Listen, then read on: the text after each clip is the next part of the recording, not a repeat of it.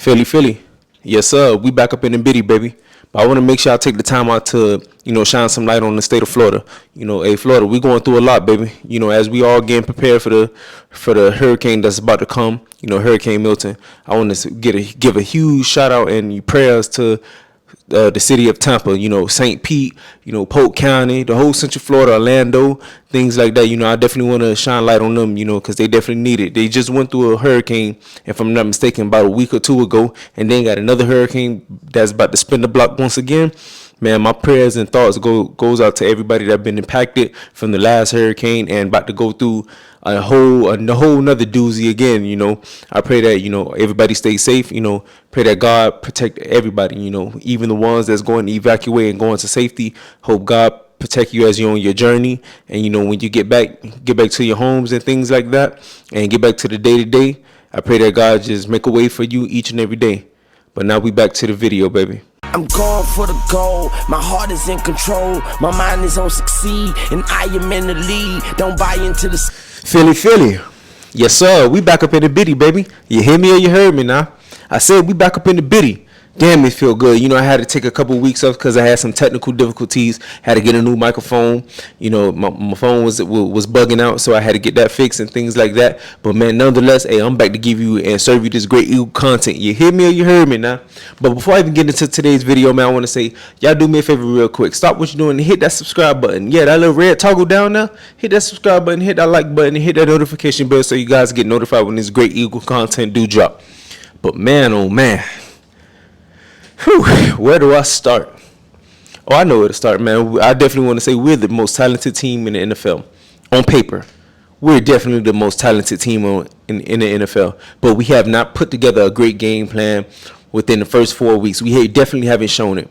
We had little spurts here and there of the amount of talent that we have. Week 1, when we played the Packers, we definitely spurted when we played the Falcons. Defense came out there week 3 against the Saints. Put together a great display. Definitely showed little spurts here and there that we the truth on the defensive side of the ball, especially the D-line. Jalen Carter took over that game. And week 4, I don't know what the hell we put on display on that debacle the Bucks did on us. But man, oh man, definitely going to start off on the defensive side of the ball because, I still believe in that mantra, defense wins championships. That's an old school mantra, but go look at the past Super Bowl champions. Defense still win championships.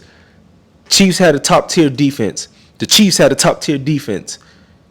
I can't remember the other teams off the top of my head right now, but that's neither here nor there. But more or less, I'm still talking about the defensive side of the ball. I definitely want to say it's a huge plus. Now it's time for Cooper DeJean time. Time for these young DBs to go out there and go get them some burn. Because, man, we got vets on our squad that ain't deadly shit. I'm going to call it how I see it. You hear me or you heard me? Man, Devontae Maddox against the Bucks, man, I don't know what the hell he was doing out there. He out there running with his eyes closed, trying to make a tackle. You supposed to see what you hit. I don't know how the hell he missed that tackle, man, but let me calm down because that game there, pissed me off because coaching is what allowed us to lose, man. Coaching is what's pissing me off, and coaching is what got us 2-2 instead of 4-0. We're supposed to be 4-0 right now. Literally, we're supposed to be 4-0, but that's neither here nor there. Man, on the defensive side of the ball, shout out to Cooper DeJean. It's your time now. Hey, young boy, come out there and do your thing now. You hear me or you heard me? Man, I definitely don't like the move from us releasing Devin White. We didn't even give that man a chance to get him no burn. Yeah, I understand he got hurt week 1 and things of that nature, but man, the man was a healthy scratch. We did not play this man. I don't know what it is. I don't know if he was in a doghouse, whatever the case may be. I don't know. But man, coaching. That's all I'm gonna say. Zach Bond and Nakobe Dean, they is playing some good ball right now. So I don't know how we're gonna work in.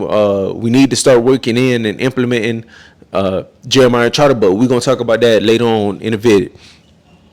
But man, like I said, coaching, man, defensive side of the ball. We have dogs on every level of the defense. We have to play to our strengths. I don't know what Coach Fangio see and things of that nature, but man, what we doing? Why are we sitting in the 5-2 set? When you sit in the 5-2, which means 5 down linemen and 2 linebackers. So when you sit in the 52 set, that is predicated for you to stop the run. We sitting in the cover 2 look. man, that's meant for you to stop the run. As I said, right? You see that Baker Mayfield, the Bucs is not a running team. There is a throwing team. They have two good receivers, Chris Godwin and Mike Evans, and they running backs can catch the ball out of the backfield, as they proved on week 4, in the week 4 win they had against us. You see that they keep their first 2 drives down the field, dink and dunk to the flats, dink and dunk to the flats. We still playing our corners 80 yards off.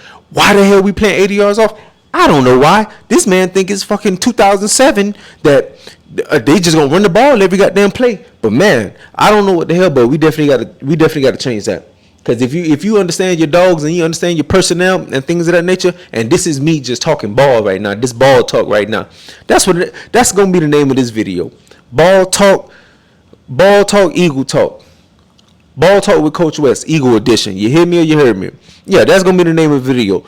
So if you understand your personnel, you know that Joshua is not a stand-up end. He's not a stand-up outside linebacker. He don't supposed to be dropping in coverage. That's number 1.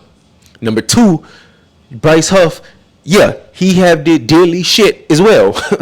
I don't think he recorded a fucking tackle this season. But man, we playing him out of position. He's not a stand-up guy. Him, Huff, and Sweat are a traditional 43. That's our defense.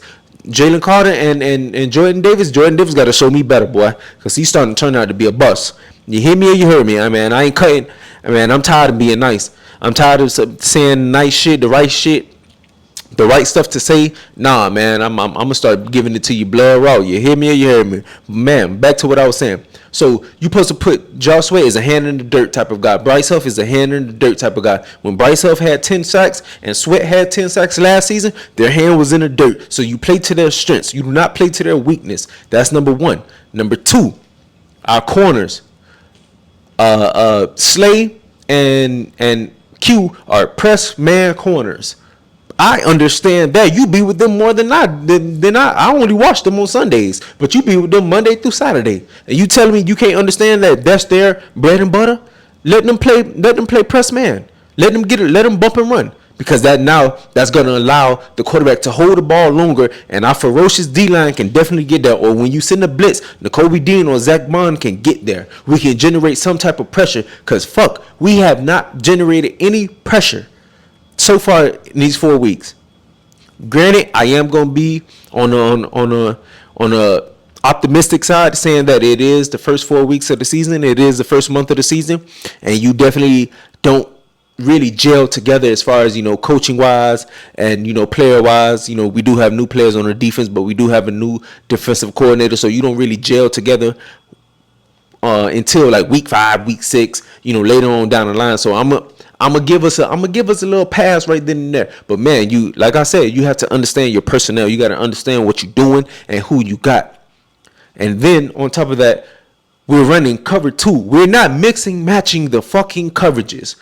Why are we not running a little bit of cover 4, a little bit of cover 3, a little bit of, show a 3, play a 2, cover 4 palms, whatever. Run different coverages. That's playing to your defense strength. But this is what I feel what we need to do in order for us to come out after the bye, which, by the way, I do not like having a bye week this early in the season, because 13 straight games, whew, boy, that's crazy on the body. That's crazy work right there. Now this is how we traditionally supposed to do when we know that we playing a run based team, a run first team, like a team like San Fran or a team like Baltimore or a team that just run the ball a lot. That's when we can run a 52 defense. But for the most part, let us get back to running a traditional 43. Put Dean at Mike, put Bond at Sam, and you put X-Man Jr. at the wheel backer. Now we talking, because now you excuse me. Let me not get ahead of myself. We run a 4-2-5. That's our defense. So put your linemen down. Let them get their hand in the dirt, Huff and Sweat, because even though I don't want Huff starting, but hey, we paying him all this money, so we definitely got to get that burn. I don't like putting Nolan Smith on a fucking slot receiver. That was fucking idiotic as hell. That shit still pisses me off, because when I watch the game again, watch the film, this motherfucker is on a receiver. Why? I get he fast, but come on now, this man do not have the movements as a DB to play a receiver.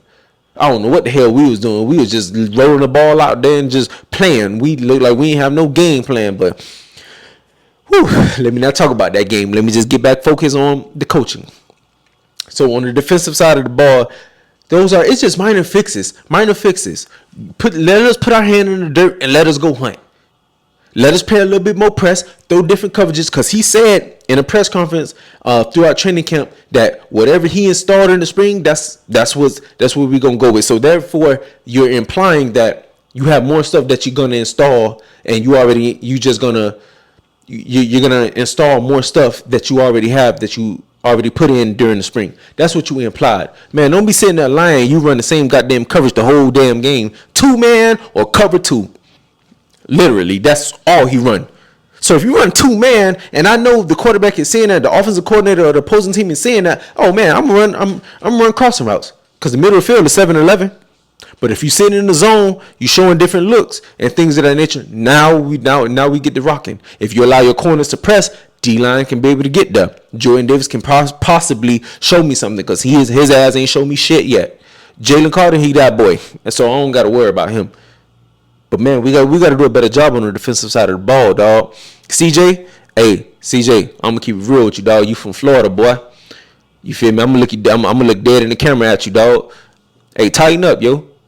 Real shit. And this is coming from a place of love, bro. I love the Philadelphia Eagles, bro. Real talk. CJ, get your shit together because you've been giving up too many touchdowns, man. You've been missing tackles. Tighten up. Break down. Run. Track the inside hip. And get it done, dog. You from Florida. We make plays down here. You already know what it is, yo. Tighten up, bro. Slay. Man, this is going to be ball talk, Eagle edition. But, man, this is just overall Eagle talk right here.